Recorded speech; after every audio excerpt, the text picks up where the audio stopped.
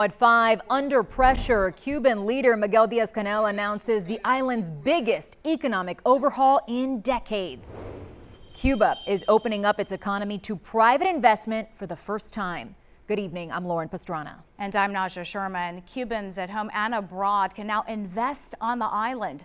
CBS News Miami's Yvonne Taylor is your reporter live in Little Havana. Yvonne, what does this all mean? Naja and Lauren, the core of these reforms is an effort to revive an economy controlled by the government for decades. That is what a college professor is explaining to us. Now, he and people right here at La Ventanita are saying it's too little, too late. Nosotros hemos establecido un grupo de prioridades.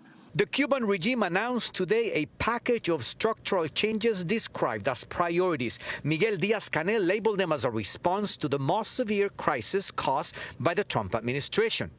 The plan includes granting municipalities the right to manage their own decisions, easing business creation, and expanding opportunities for investment, including Cubans living abroad. To say that they're open up to economic reforms is really too little, too late. Richard Tapia is a political science professor at Miami-Dade College. He says the Cuban regime is basically telling the Trump administration, we are willing to negotiate.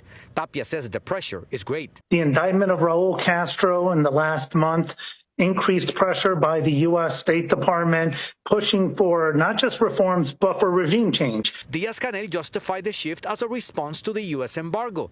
The measures, however, appear to be an implicit admission to the shackles that have hit hard the island's productivity. It could be good and it could be bad, because it's unknown. At La Ventanita, the little window at this Cuban restaurant, some choose to give it a benefit of the doubt. If it's a good thing for the people, then we will all welcome it with open arms. But Ricardo Corrales sees Cuba's leader, Diaz-Canel, as someone wanting to buy time. He's running out of resources, out of money, out of people to help him. So the best thing for him is to give in a little bit. They are willing to negotiate. They're willing to play ball. They're willing to try to play a waiting game with the Trump administration. And I believe Marco Rubio and the Trump administration is basically saying they don't want to play that game. And it is unclear at this moment whether the announced measures will be deemed significant enough for the Trump administration, which at this time they still have not issued a statement about Cuba's announcement. We're live in Little Havana. Yvonne Taylor, CBS News, Miami.